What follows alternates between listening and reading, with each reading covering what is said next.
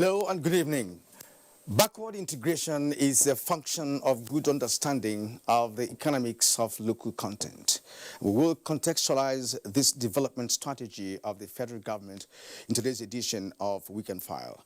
Welcome to the program. Nigeria is rated by the UN as a middle-income mixed economy and emerging market with widening communication, financial, manufacturing, and entertainment sectors. But the private sector-led economic growth remains stymied by the high cost of doing business. For instance, the need to duplicate essential infrastructure, machinery, adequate energy supply, local content in terms of raw materials, technology, and value addition to supply chain. And to take steps towards giving the needed momentum to economic development that is knowledge-driven, the federal government enunciated a backward integration policy as panacea for national development.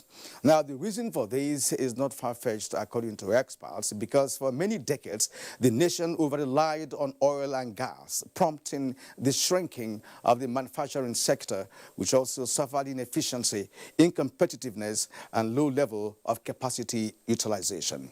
Prominent industries such as textiles, leather, machines, cement, iron, chemical, and pharmaceuticals were affected. But with the federal government's backward integration strategy, which is also an integral part of Presidential Order 5, observers believe that there is a paradigm shift. Currently, many industries are being revived and new ones established. We hear of the Garawa soybean processing plant with its huge capacity, rice seedling company in Calabar, inaugurated by President Buhari in 2018 and now exporting to other countries. There is Rengen Glass Processing Factory, Benin, established in 2017, the Bullion Van Manufacturing Company located in Abuja, Ogun State, and PW Mining Company in Nasarawa. We will give you insight into the operations of these establishments and their contributions to national economic development. And that will be by our correspondents from across the nation. Thank you for joining us on this edition of Weekend File, the place for news, views, and analysis. My name is Kirian Umayo, and the news beat starts now. Efficient operations of terminals in line with the manual call-up system is critical in decongesting the Lagos port. It is for this reason that the Presidential Task Force on APAPA GRIDLOCK inspected facilities at Tinkan Island. Dotun Oguyemi reports. Chidi is a truck driver on the queue, waiting to be called. To him, the manual call-up system has eased access to the ports and reduced the chaos on the road. People like they are working every 5 minutes. They are suffering us every day. And if the attendance inside the port is faster, then I believe that the outside ones will be going. Because the line is from inside the port. With some grey areas yet to be addressed, the Presidential Task Force inspected facilities at Tinkan Island Container Terminal and operations at Port and Cargo Services. Executive Vice Chairman and his team held a closed-door meeting with management of the two terminals. The traffic management we have been supervising has been very good, but there's a tendency to have a reversal if the efficiency or otherwise of a terminal is not monitored. So that's why we have problems of space at the terminal. We have problems of empty containers. For a lasting solution to the gridlock, a seamless handling of cargoes at the terminals is being explored. Construction of more truck parks in collaboration with the Lagos State government is in the pipeline going forward. In Lagos, Dotun Oguyemi, NTA News. The Minister of Transportation, Rotimi Amechi, has expressed his dissatisfaction over the slow pace of works at all the substations along the Lagos-Ibadan railway corridor. He directed the contractors handling the work to be proactive and deliver the project at the stipulated time. He said this during the inspection of the ongoing Lagos-Ibadan railway project in Lagos. Michael Olale reports. The minister started the inspection from Ebute Meta Terminal before proceeding to Costain, where the construction of a flyover, a replacement for the present bridge, is ongoing in Lagos. The minister and his team later proceeded to APAPA before heading to Abuja and Ibadan axis of the project. Unlike the previous inspections, construction of substations along the Lagos-Ibadan railway corridor was the main focus of the assessment. Those crossings you see, if you don't create an avenue for the vehicles to cross, you either block Lagos completely and there will be traffic madness, or you create passes. So we're creating underpasses and we're creating overpasses, depends on where they are necessary. And those ones, about 11 to 16 of them, they will cost money. So we need to go and get approval from the cabinet. Okay. And that's what slowed them down. The minister also restated government's plan to create more job opportunities for Nigerian youth from the project. We are insisting that they cannot continue to manufacture coaches, locomotives, and wagons in China and selling to us. So as part of one of the benefits we'll get out of the contract we're giving them, they will build a factory in Kajuala for now. They will begin to manufacture wagons, but they will progress from wagons to locomotives and coaches, and Nigerians will understudy them. The inspection was the first official assignment to be carried out by the minister after his second-term inauguration into the federal cabinet. In Lagos, Michael Olale, NT News.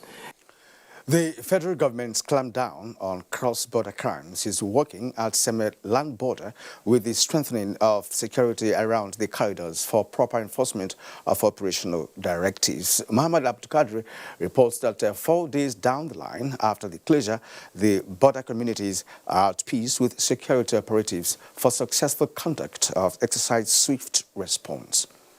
The aftermath of the closure of Seme border is changing the narrative of the socio-economic activities of the area. It embraces sanity in one of the nation's biggest and busiest border. It's dawned on keen observers and residents in the border communities that there are no better evidences to prove the workability of elements of surprise in counter-offensive strategy of the government to checkmate cross-border crimes than the closure. 20 years down the line, Mr. Eze David has been into clearing and forwarding business around Seme border. We like what the government is doing, at least to checkmate the criminals. The standstill scenario of hundreds of loaded heavy trucks around the ECOWAS multi-millionaire automated scanning machine is sending warning to smugglers of contrabands to quit or be quenched. The influx and exodus of people whose lifelines depend on functional border applaud the federal government for wielding a big stick to secure the border. At checkpoints in and out of Seme border, security operatives are having hectic time conducting stop and search. The leadership of the lead paramilitary agency, Nigeria Customs Service, declined comment on the ground that the exercise falls within the purview of the National Security Advisor. The joint border security exercise being coordinated by the National Security Advisor, codenamed Exercise Swift Response, is being carried out swiftly and seamlessly here at Seme border. From Seme land border, Muhammad Abdulkadir, NTA News. Thank you, Mohammed. Now, Minister of State Works and Housing, Abubakar Aliyu, has assured Nigerians of better days ahead in the housing sector as the present administration is committed to delivering affordable housing to Nigerians soon. The minister made the commitment while inspecting the Abuja mass housing project in Zuba. Benny Adams reports. Nigeria is set to require about 59 trillion naira to bridge the country's 20 million housing deficit. Both the formal and informal sectors have been active in trying to solve this problem, as demonstrated by the Minister of State, Works and Housing, as he hit the ground running. The new minister defied Abuja's early morning rains as he tirelessly walked through the 764 units of houses sitting on a land area of 18.5 hectares of land. The minister took time to inspect in details the quality of roofing work, electrification, fittings and other structural work ongoing. we hope to improve it to like 1 million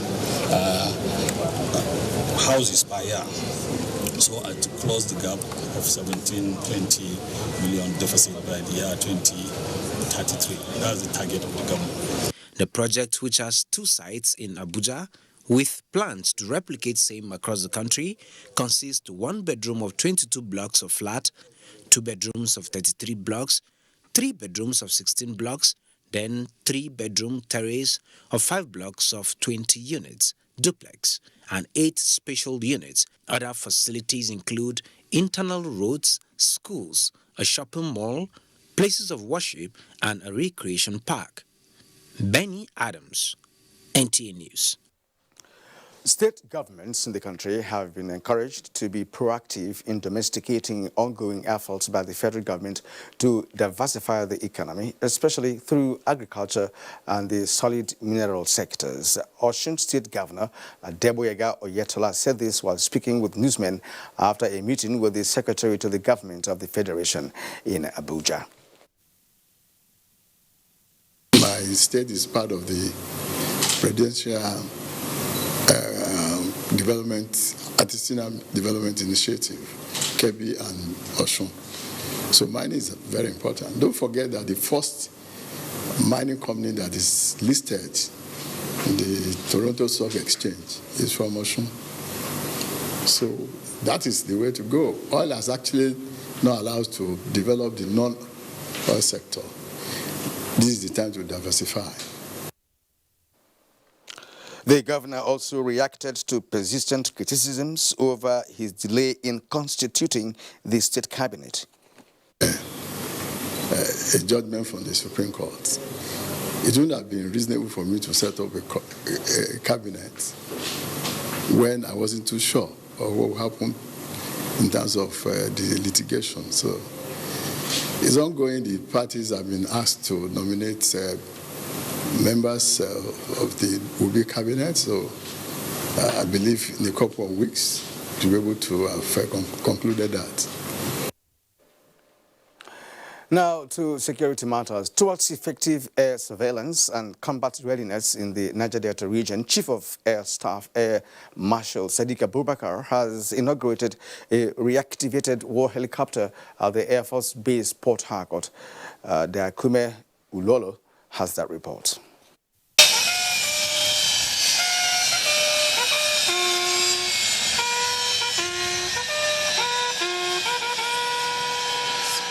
The EC-135 war helicopter was renovated by Nigerian Air Force engineers in collaboration with German and South Africa engineers.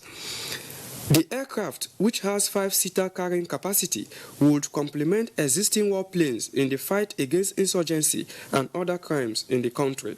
Inaugurating the helicopter, Chief of the Air Staff, Air Marshal Sadiq Abubakar, contends that the successful reactivation of the EC-135 helicopter is proof of technological progress being made by the Nigerian Air Force to strengthen air combat readiness. This is an addition now that is going into the efforts to make Nigeria secured and more peaceful and more stable. This one too will soon be deployed to where it's required to add value to what we are doing. So every time you have an additional aircraft, you have an additional capability, which will definitely have a positive impact on the fight against criminality, banditry, and even the insurgency in the Northeast. The Air Force boss commended President Muhammadu Buhari for creating the enabling environment for the military. Highlight was the test run of the reactivated warplane in Port Harcourt. Dakume Ulolo, NTA News. The Nigerian Air Force says scores of Boko Haram terrorists have been neutralized and their hideout destroyed at Bola Korege on the fringes of the Sambisa Forest in Borno State. In a statement by the NAF Director of Public Relations and Information, Air Commodore Ibukunle Daramola, this was achieved on the 23rd of August 2019 in airstrikes conducted by the Air Task Force of Operation Lafia Dole as part of missions in the ongoing Operation Green Sweep 3.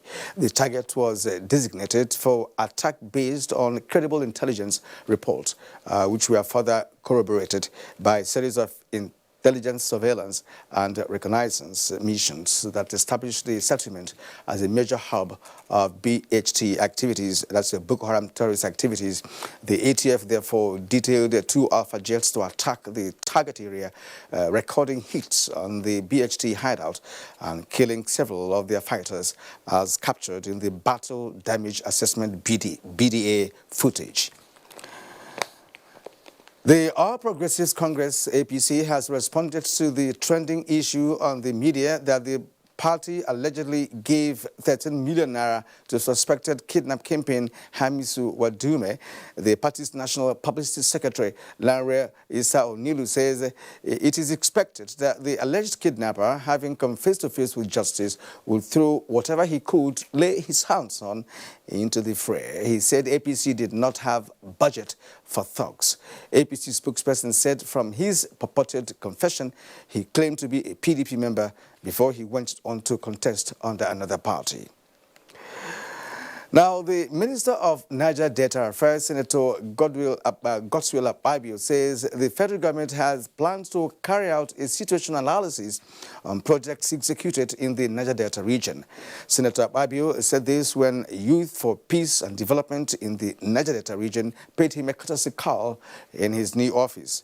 The minister explained that a critical assessment of the situation in the region will enable the present administration to assess the impact of activities and programs in the region to enable him formulate new policy programs in the drive to effectively address the challenges in the region.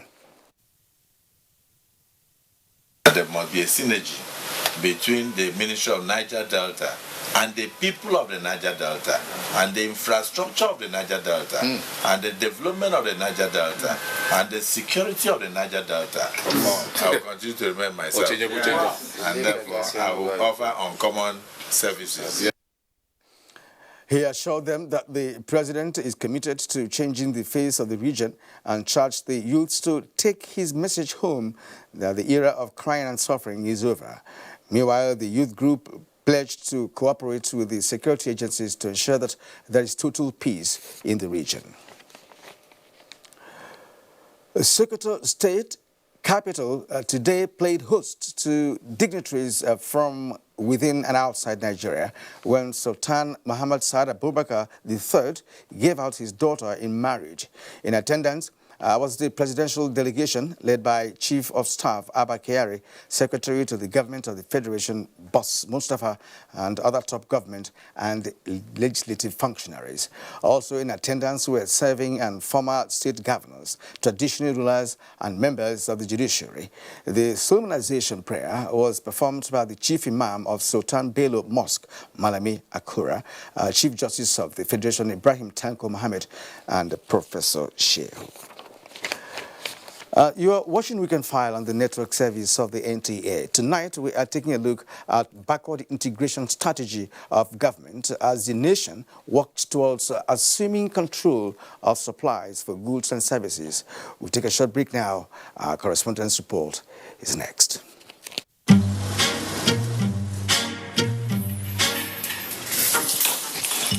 Follow!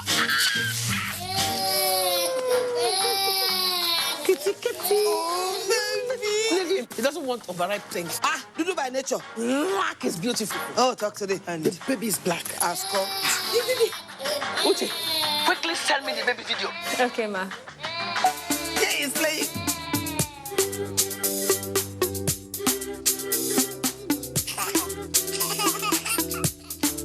Oh my goodness. He's loving it. Oh, thank you. You're welcome.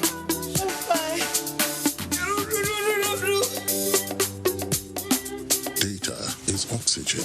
Glow 4G, the new speed of life. Your #1 4G network nationwide. The very best from Glow, the grandmasters of data.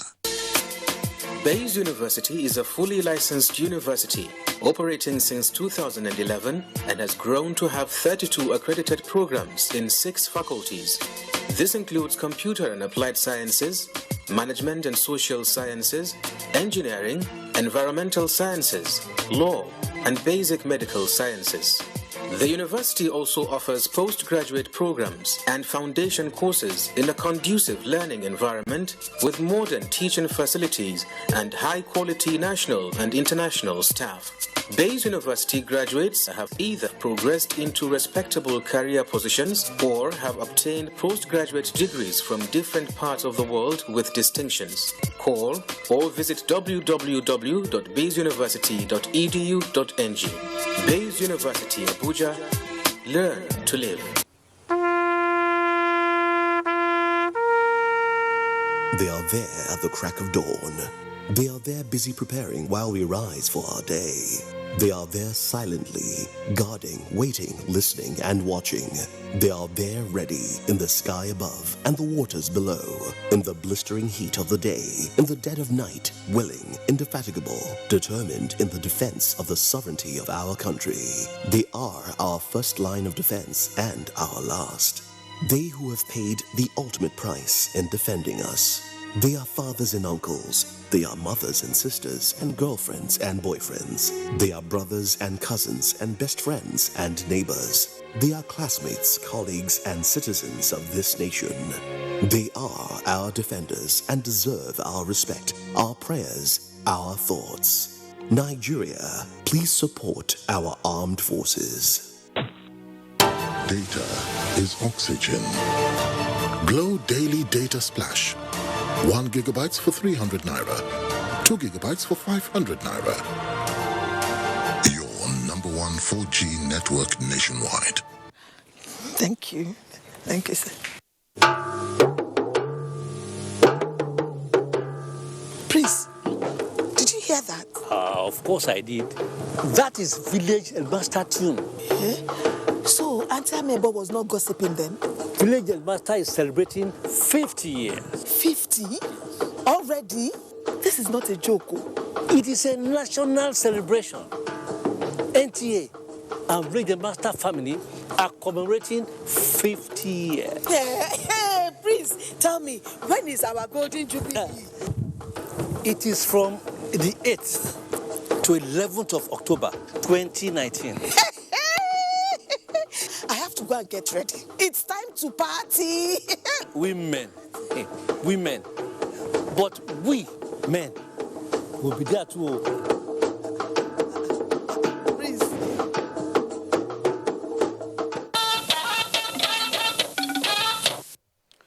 Well, thank you for staying with us up to this moment on the show. Now, let's begin with Kano, the commercial north center of the north, where, of course, Mohammed Rabiu Ali reports that Garawa Oil Mills, the largest soybean processing plant in West Africa, is living beyond the expectations in the areas of production and employment. Garawa Oil Mills commence operation in stages, from press milling to a large soya production with capacity of 1,000 metric tons per day. This is to complement federal government effort in providing quality and affordable goods in the country. The oil mill company provides more than 5,000 direct and indirect jobs for the teeming populace, thereby reducing the number of unemployed Nigerians and improve the economy. Sometimes, about 10-15 years ago, there was this revolution or evolution of soya production. And the corridor starts from Benue down up to Kebbi State, Katsina. It's not much pronounced in Kano and Jigawa, but I think now people are getting aware. 90% of the raw materials used are sourced locally from Taraba, Benue, Sokoto, Kaduna, Kebbi, and Maiduguri.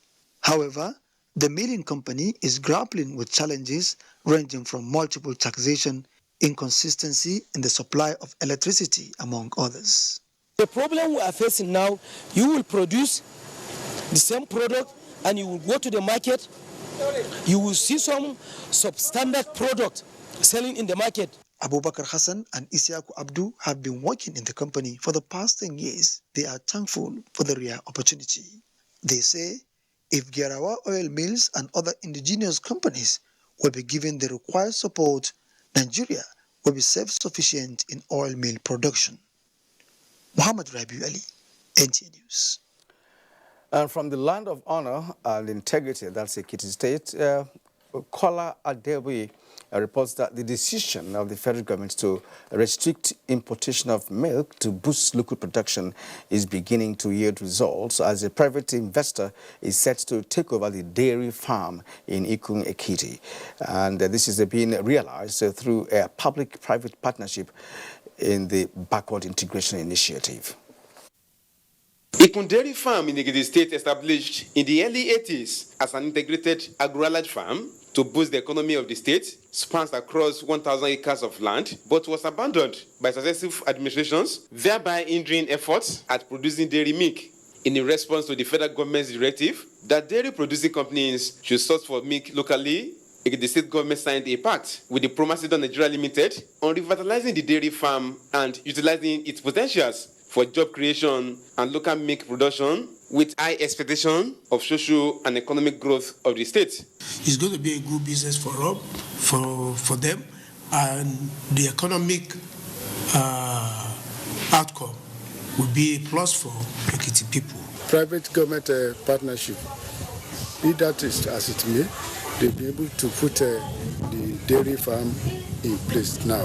A team of technical experts led by the managing director of Promasidon Nigeria Limited, Mr. Andes Enasi, embarked on physical assessment of Ikun Dairy Farm to check the status of the milk and yogurt factory plant, where we are assessing the facilities, the infrastructure, and also discussing wider plans of what it could look like should we be able to do a resuscitation of the farm. Good percentage of graduates unemployed here and there, full of the markets, and we know this place is going to absorb quite a number of them.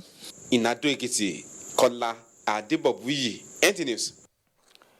Now, Utesi community in Ipoba Okha Council of Edo State currently plays host to a number of companies supplying the building material needs of the country. One of them is Rongcheng Glass Processing Plant. What benefit is this to the economy of the country? Ogochkuka Ona tells us. Although NTA was denied interview and access to the factories, information gathered online indicates that the Rongsheng Group, a Chinese large-scale company with a first-phase land area of 915,000 square meters, engages in the production of float, tinted and reflective glass, which capacity is 600 tons per day. It has a maximum of 50% export content and about 500 employees. Experts say this is huge and has multiplier effects on the country. We will have more income accruing to the generality of the people, either through direct employment or indirect employment. So you will then find that, depending on the goods and services they produce, they can also have a positive impact on smaller enterprises. When you have industries, employment will be generated, and when employment is generated, the economy will improve. It will take some time, but I know that in due course, employment problem will be getting gradually solved. Governor Godwin Obaseki inaugurated the company in 2017. Ogochkuka Ona. From Lafia, Hamza Musa Makrafi reports that the prospects of salt mining to improve the economy is still a work in progress. It is actually the most sought-after product in markets across the country.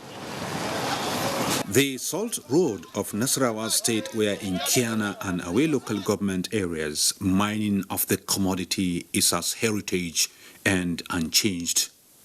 With ruby reserves, the same story permeates among dwellers in Benue, Cross River, Ebonyi, Abia and Taraba states.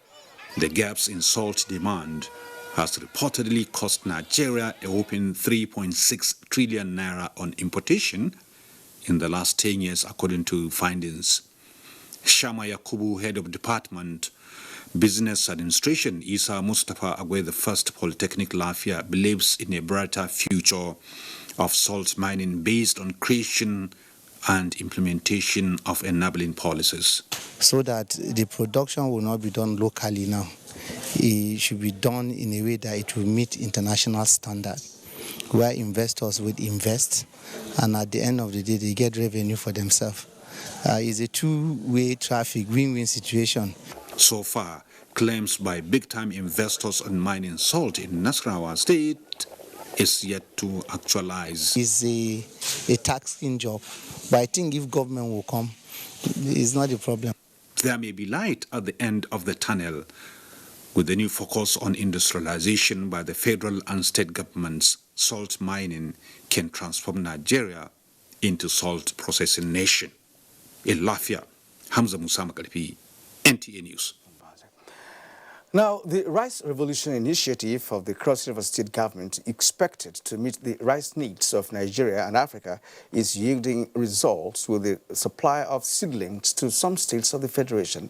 This is because the rice seedlings factory inaugurated by President Muhammadu Buhari a few months ago has blossomed into a viable nest for economic prosperity. Achibong Basi has that report. The factory is Governor Ben Ayade's vision of making Cross River State the rice hub of Africa.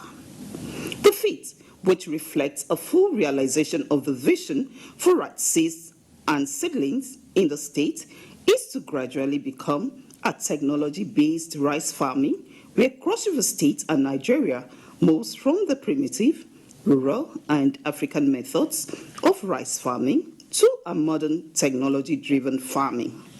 We have the longest skylight system in the world. So we knew that we were preparing for an African market, not a Nigerian market. So I'm encouraging Governor Yade to work side by side in developing this plants, work towards the privatization of them eventually. The federal government, through the Central Bank of Nigeria, CBN, and the Rice Farmers Association refund for South States purchased seedlings worth 3 billion naira.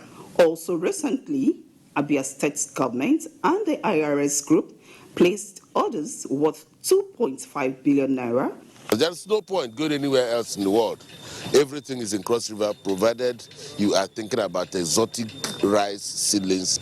For providing opportunities for people not only to have healthy seedlings, but to also create employment and prosperity. The governor has decided to take us back to where we came from, and where we came from was agriculture. The Yade Rice Revolution is not only generating income for the state, but has also created job opportunities for the citizens. In Calabar, Achibong Basi, NTA News. Thank you, Achibong, and other correspondents who have, of course, contributed to the program. You're still watching Weekend File. Very shortly, Richard Ogundele will be talking to you, giving us a different perspective to the backward integration initiative. Of course, he is an economist. He will be with me in a short while.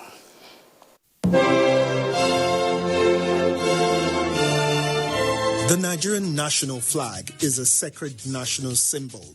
It is a mark of patriotism and a show of love for our nation to fly the national flag correctly, in the right colors, right dimension, and in the right sizes for each occasion. In recent times, it has been noticed that government offices, corporate organizations, banks, embassies, and other notable institutions fly faded, shredded, and haggard-looking versions of the national flag. This is wrong and must stop. It has also been noticed that some citizens prefer to popularize the national flag of other nations. Fellow countrymen and women, let us be patriotic.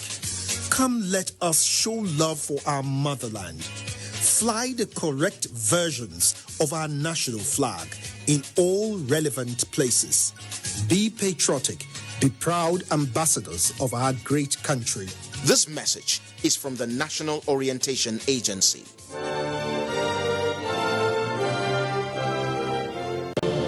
These days, people get their news and information from more media sources than ever before. Some of the news and information given are fake, unverified, doctored, and manufactured to create confusion, stir disaffection, and cause disunity. Before you believe or share any news, ask yourself, is this real? Is it from a credible source? Is it verified or verifiable? Fake news is dangerous. Whether you do it for fun or for political gains, real people can get hurt. Fake news, don't create it, don't spread it. This is a public service announcement from NTA. All right, and with me now in the studio is Richard Ogundele. Richard is an agro-business expert, and we're glad to welcome him to this edition of Who Can File. Good evening and welcome. Thank you, Kirian. Good evening, Nigerians. Thanks for having me. All right, let me start by asking you to give us your perspective of what backward integration is all about. Thank you. Backward integration is simply a process of ensuring that local manufacturers organize their supply chain to integrate the local raw material producers so that they can acquire enough quantity and quality of raw materials they need to produce their finished products. That's just being very simple and straightforward. Now, to achieve this effectively and a business way, you will need some measure of qualitative data, in the sense that you need to know where will you get your raw material from, what's the available quantity in those areas, what's the seasonality, and do they really meet the criteria you need them to get the raw materials into before you procure from them. So these are the basic questions that the manufacturers need to answer. And for the government, this is one of the support areas they need to provide so that the local manufacturers will be able to easily find these materials they need. Now, the inability for local manufacturers to get enough raw materials in the right quantity and in the good quality that they need is what really makes them try to import these materials. And when they begin to import raw materials that we can locally get, we're losing jobs. We're not able to get incomes for our local farmers or raw material producers, and the economy is not going to grow. So simply put, we would say the government is really doing a good thing by trying to insist on backward integration, but they also need to provide the requisite enabling environment to ensure that local manufacturers are able to meet their needs. All right. From your explanation, many Nigerians would have understood the reason why many industries in Nigeria went down between the mid-80s and most of the 90s, unlike the situation of the 60s and early part of 70s, when we had booming economy, where industries, prospered. Now, similar initiatives such as backward integration were propounded in this country at some point in time. But it didn't work out. What was responsible for the failure of those other initiatives? It's quite easy to figure that out. Nigeria as a country, we have very beautiful policies crafted in different documents, year in, year out. But our challenge has always been how we implement them. Secondly, we are not consistent in following up with policies. Every new government seems to want to create a different policy from the former one. So if we had followed up with the existing ones and just tweaking a few things, I'm sure we will be able to achieve most of the provisions in those documents before thinking of new ones. And when we come up with new policies, it appears we completely depart from the essence of what the previous ones had. I believe that would be a function of the interest or the core desire of those in government at that time. But from a business perspective and as an expert in agribusiness, we would like to look at backward integration, as it is being said now, in terms of what are those core issues we would like to address. One, we want to ensure that we create jobs for our teeming Nigerians. We'd like to ensure that our factories really work so that we can meet our local demands and ultimately begin to export finished produce out of the country. If we're able to export, then we'll save our scarce foreign exchange that we currently spend in importing these things. As it is right now, the failure of most of those policies in the past, which you talked about, is simply the lack of political will, in my opinion, to follow through with these things the way they are. If we keep jumping from one policy to another, then we will keep struggling with new challenges, because every new policy has its new challenges. One, you need to break down the details and the mechanics of how they will be achieved to every stakeholder. That takes time to communicate. Then you need to begin to put in the required support mechanisms that will move each step along the value chain to achieve the result. So if we keep having different programs, then we will keep jumping off the target. Yeah, This is my personal view. That's a policy inconsistency. Exactly. Okay. Now, how do you relate the concept of backward integration with the economic situation at present? Of course, we have you must have watched some of the newly established companies across the country, with a specific focus on a particular product. So how do you relate this initiative to what is on ground at the moment? Currently, the economic situation of our country is just coming out of recession as it is, and we're still struggling because the very basic factors of production are not in place. Infrastructurally, we still have challenges with simple things like power, road. So whichever the factory, wherever they are located, they still need to move produce from the hinterlands to their factories. The roads are not particularly in any good shape to make it easy, and that increases the cost of transaction, the cost of moving things logistically from point A to point B. Then we will talk about the cost of capital. For most of these manufacturers, it's either they've borrowed money from local Nigerian banks or some form of investment mechanism has been put in place. If they have used the window of the local financial system, then you'll agree with me that the current interest rate of above 25% is a tall order for most of them to work with.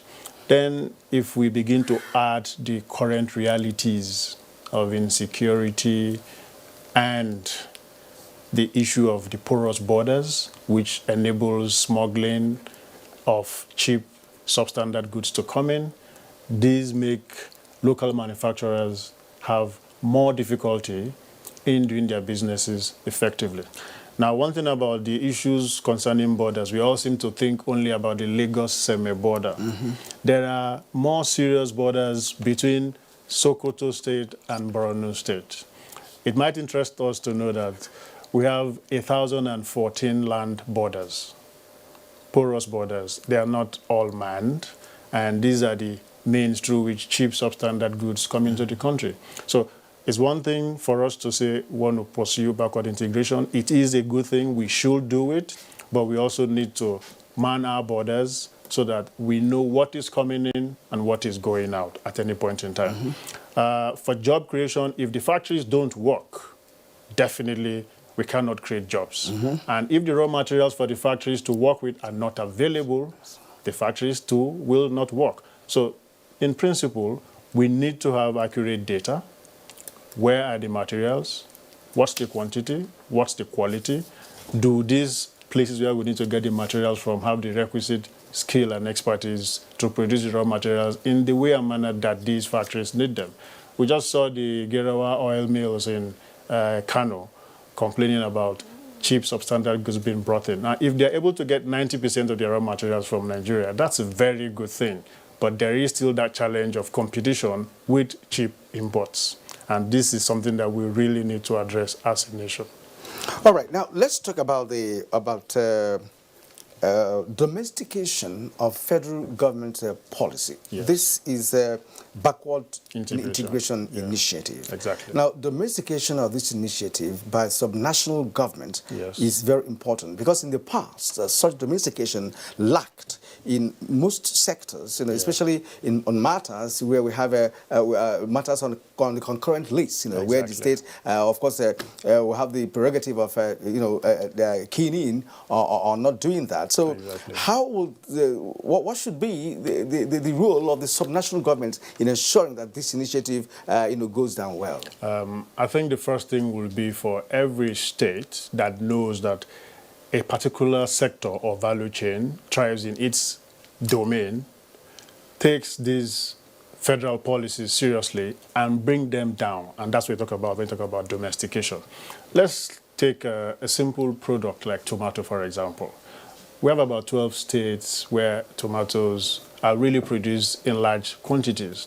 And we have national tomato policy, which is in itself a backward integration policy by the CBN.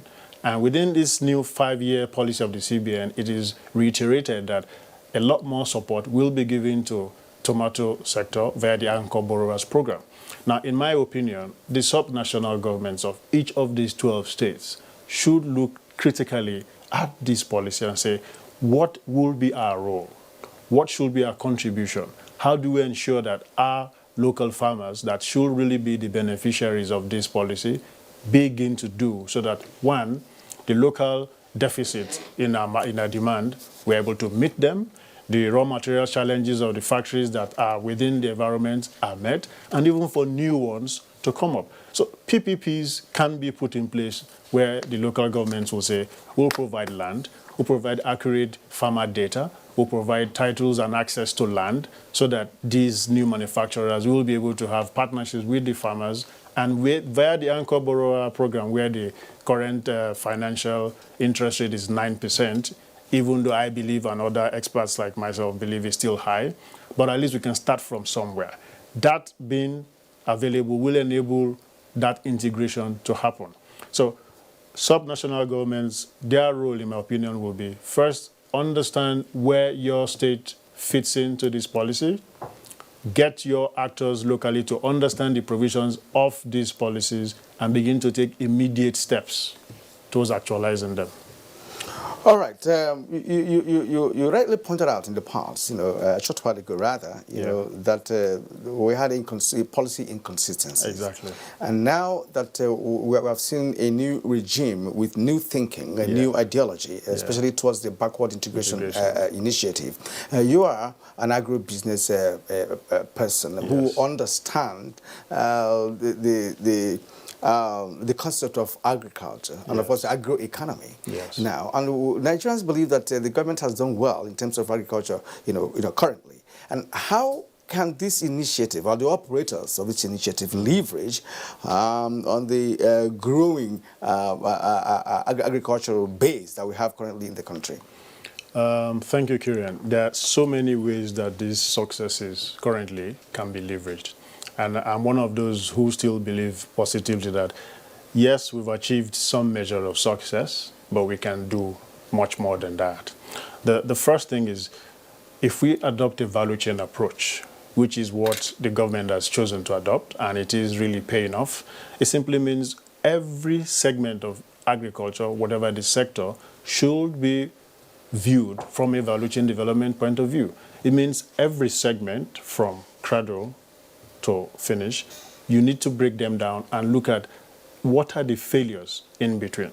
If we don't understand these value chains, then it becomes difficult for us to solve the challenges in there.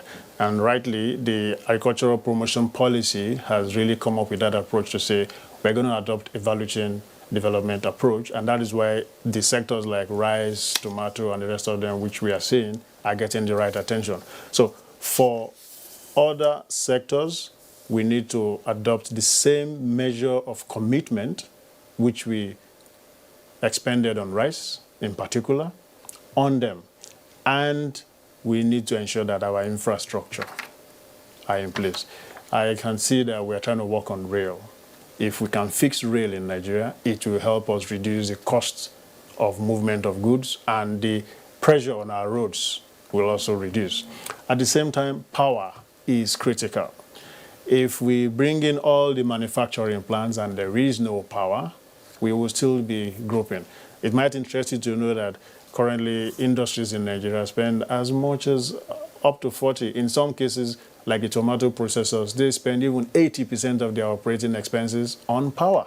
How do you compete in a global market when you have to spend 80% on power? It's just not workable.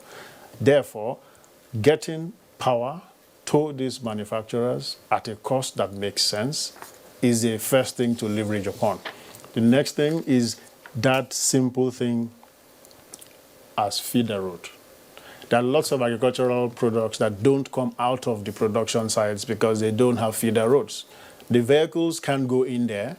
The roads are either terribly bad or even unmotorable, that it just takes just one woman or a man to carry as much as they can on their backs to come out. How efficient will that be? So our priority should be feeder roads, get power in there, and of course, water should be provided. But in terms of the local economic development, yes, backward integration is the way to go. It is a good policy, but then we also need to balance it. There will be that case where at the start of the policy, those major manufacturers will not be able to get their demands met locally. Perhaps some controlled window of allowing them bring in raw materials while they are supported to develop their local supply chain will help. Senegal did this. They know that for those who are working on some key local products which they export, they will not be able to get these products locally. So they gave them a window of 3 months to say, bring in this, stop, and then you're also working locally.